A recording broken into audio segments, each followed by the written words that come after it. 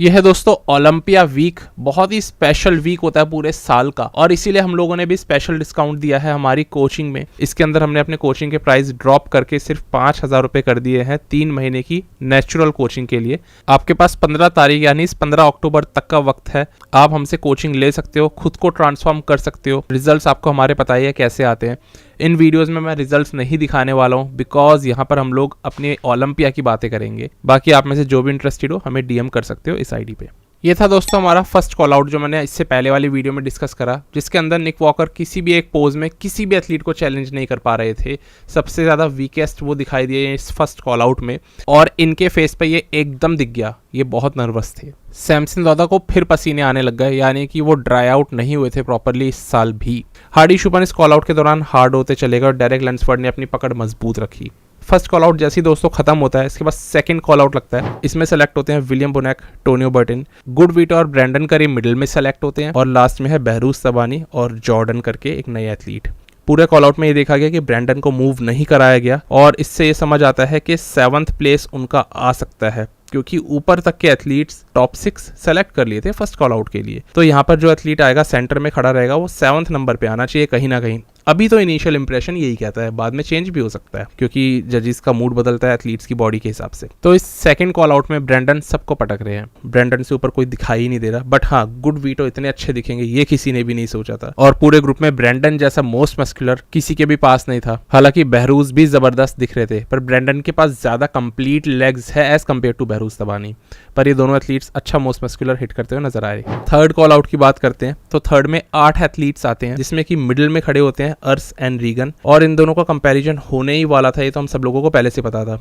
Akeem Williams भी इनके साथ में थे, बट अकीम फेड लग रहे थे एक्चुअल में। फिर आते हैं नेक्जिला, और इनको बुला करके बीच में खड़ा करा जाता है अर्स और नेक्जिला को। सोचो क्या कंपैरिजन हो रहा है, अर्स कितने छोटे हैं क्लासिक फिजिक एथलीट, और नेक्जिला कितने ही बड़े हैं, बट नेक्जिला ना शेप में आते जा रहे थे। काफ़ी अच्छी कंडीशनिंग पकड़ गए, नहीं तो अर्स से उनका कंपैरिजन पॉसिबल ही नहीं है। उनके प्रोपोर्शंस भी अजीब है और बॉडी भी इतनी ज़्यादा ब्लोटेड है, बट एक्चुअली में नेक्जिला शेप पकड़ रहे थे।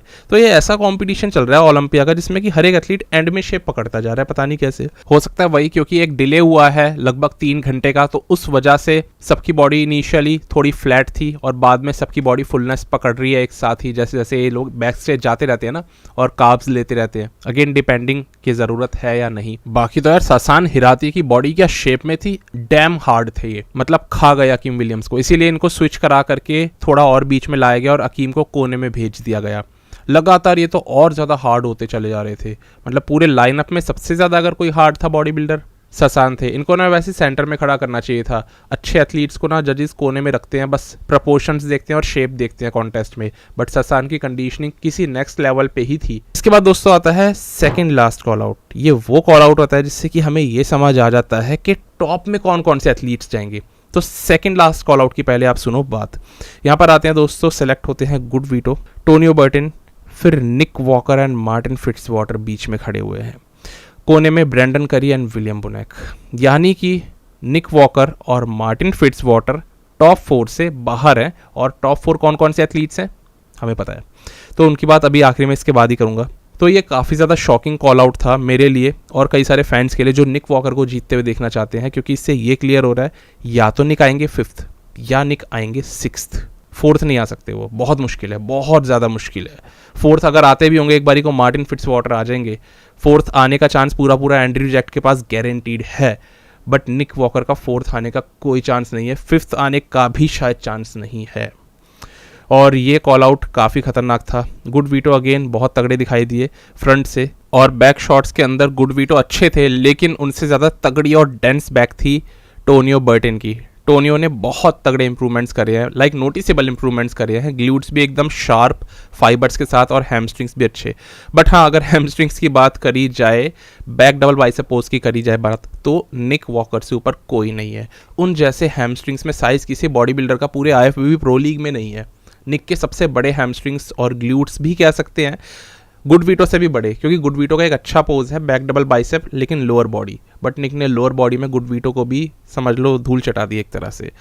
तो बहुत ज़बरदस्त है निक वॉकर, बस वही है कि एकदम सॉलिड और ड्राई नहीं आए वो, अब आप इस बैक लेट स्प्रेड पोज को ही देख लो, भले ही निक के हैमस्ट्रिंग सबसे बड़े हो, but overall back lat spread आपको ज़्यादा तगड़ा दिखेगा मार्टिन फिट्जवाटर का। इनके ग्लूट्स कितने ज़्यादा कसे हुए हैं, इनके हैमस्ट्रिंग्स भी बहुत ज़्यादा कसे हुए हैं। और फिर अगर बैक की बात करी जाए तो मार्टिन की बैक में ज़्यादा मास है, मार्टिन की टैनिंग ज़्यादा स्ट्रांग है, निक की बैक हल्की सी फेड पड़ रही है टैनिंग के मामले में ही। तो कहीं ना कुछ गड़बड़ी हुई है निक वॉकर से, थोड़ा टैन भी खराब और थोड़ी बॉडी भी डाउन। हम एक बार ना मार्टिन वर्सेस निक का कंपैरिजन कर लेते हैं, कौन किस पोज में कैसा लग रहा था। देखो दोस्तों, फ्रंट डबल में मार्टिन फिट्जवाटर अच्छे लगते हैं, बट निक के पास ज़्यादा पीकी बाइसेप्स है। जजिस को बाइसेप्स पीकी से मतलब नहीं है, जजिस को मतलब होता है टेपर से। वी टेपर ज़्यादा अच्छी मार्टिन की है क्योंकि वो वैक्यूम पुल कर रहे हैं। निक का मिड सेक्शन एकदम ब्लॉकी है, बस यहीं पर ही वो हार जाएंगे। सबसे बड़ी इस बार निक के साथ दिक्कत ये आई कि इनका जो आउटर स्वीप है ना बहुत फ्लैट था। आउटर स्वीप फ्लैट नहीं होना चाहिए, वी टेपर और एक्स फ्रेम बनता ही आउटर स्वीप के कारण है लेग्स के, वो नहीं था निक पे, इसलिए निक बहुत ही ब्लॉकी और भी ज़्यादा नज़र आने लग गए। अब क्योंकि मार्टिन ज़्यादा अच्छी शेप में थे तो मैं उम्मीद कर रहा हूँ कि उनका साइड चेस्ट भी जजिस को ज़्यादा पसंद आया होगा निक के मुकाबले, अदरवाइज निक साइड चेस्ट में बहुत तगड़े बैठते हैं। फ्रंट लेट स्प्रेड में हमें पता है मार्टिन को नहीं हराया जा सकता, निक अभी इतने ब्लॉकी है ना तो अब नहीं हरा पाएंगे। मैं अपना बताऊं, मुझे मार्टिन ज़्यादा बेटर लग रहे हैं फ्रंट लेट स्प्रेड में। बैक डबल की बात करी जाए, निक का बैक डबल बहुत सॉलिड है और मार्टिन का तो कुछ ज़्यादा ही खतरनाक है। हो सकता है इसको निक जीत जाए, हो सकता है मार्टिन, दोनों की बॉडीज बहुत ज़बरदस्त है। इतनी दूर से फोटोज़ में निक वॉकर बहुत अच्छे लग रहे हैं, बट जो हम सामने आंखों से देख सकते हैं वो ये फोटोज़ कभी जस्टिफाई नहीं कर सकती। हो सकता है इन रियलिटी मार्टिन बहुत ही आगे चल रहे हो निक से बैक डबल बाइसेप पोज में, क्योंकि मार्टिन की बैक बिल्कुल 3D फिल ही टाइप है। ग्लूट्स हैमस्ट्रिंग्स की कसावट से पता लग रहा है कि वो किस शेप में है, तो ऐसे में निक को वो हरा सकते हैं। बैक लेट स्प्रेड डेफिनेटली मेरे को मार्टिन का ज़्यादा अच्छा लगा। एब्डोमिनल्स एंड थाई ये किसी भी एथलीट का जा सकता है, और मोस्ट मस्कुलर मार्टिन और निक दोनों का अच्छा है। तो बहुत ही कड़ा मुकाबला है। ऐसा हो सकता है कि निक 6th चले जाए या फिर निक 5th आ जाए। तो मार्टिन और निक दोनों 5th स्पॉट के लिए लड़ रहे हैं, सीधी सी बात है ये। बाकी ये कॉल आउट चुनाव करता है 5th से लेके 10th तक के नंबर के एथलीट्स का, तो यहाँ पर ये दोनों तो कहीं 5th 6th पे हो गए। बाकी ब्रैंडन और विलियम और उनके साथ टोनियो और गुडविटो, ये लोग कहीं 7th से लेके 10th तक के बीच के एथलीट्स हैं। अब मुझे लगता है कि ब्रैंडन करी को 7th पे आना चाहिए, ब्रैंडन बहुत तगड़े हैं। विलियम को कहीं ना कहीं 8th पे, टोनियो को कहीं ना कहीं 9th पे पहुंचा सकते हैं, और यही दोस्तों मैंने इन लोगों के लिए प्रिडिक्शन भी करी थी। तो ये लोग सेकंड कॉल आउट के ही एथलीट्स हैं और सारे अच्छी शेप में आए हैं।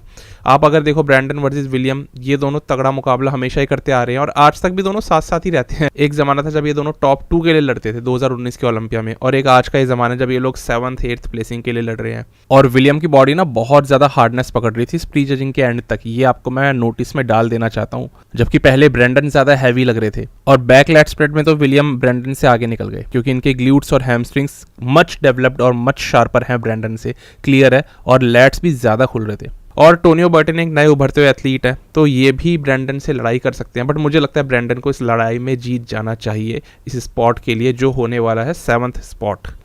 बाकी तो यार कल हमें पता लगेंगे रिजल्ट्स इस वाले लाइनअप के। इस वाले लाइनअप की बात कर लें हम दोस्तों, ये लाइनअप बड़ा ही दिलचस्प गया है और यहाँ पर ऐसा लग रहा है कि कल रिजल्ट्स पलट सकते हैं, मतलब मुझे काफ़ी स्ट्रांगली लग रहा है। अब ये वीडियो मैं ना अलग से पूरी खोल के आपको समझाना चाहता हूँ, इसलिए वाली वीडियो अब नेक्स्ट आने वाली है कुछ 2-3 घंटे के अंदर ही, जिसमें हम लोग Hardy versus Derek versus Samson बात करेंगे कौन किस प्लेसिंग पे कल रह सकता है, और क्या कल हार्डी शुपन दूसरी बार मिस्टर ओलंपिया बन सकते हैं, चांसेस है। क्या कल डेरेक लंसफर्ड दूसरी बार मिस्टर ओलंपिया बन सकते हैं, चांसेस है। सैमसन तो सोचना पड़ेगा दोस्तों।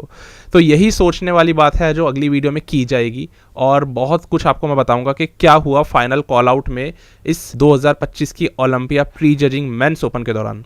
हम लोग मिलते हैं दोस्तों अगली वीडियो में, और अगर आपको कोचिंग लेनी हो अभी अच्छा डिस्काउंटेड रेट चल रहा है, 15 तारीख तक ये ऑफर है, मज़े उठा सकते हो ट्रांसफॉर्मेशन करके। आपको पता है हम लोग हर तरीके से मदद करने को तैयार रहते हैं और रिजल्ट डिलीवर करवा के छोड़ते हैं। चलो अभी के लिए इतना ही वीडियो में दोस्तों, अगली वीडियो में मिलता हूँ, तब तक के लिए स्टे ट्यून्ड, गुड बाय, शुक्रिया।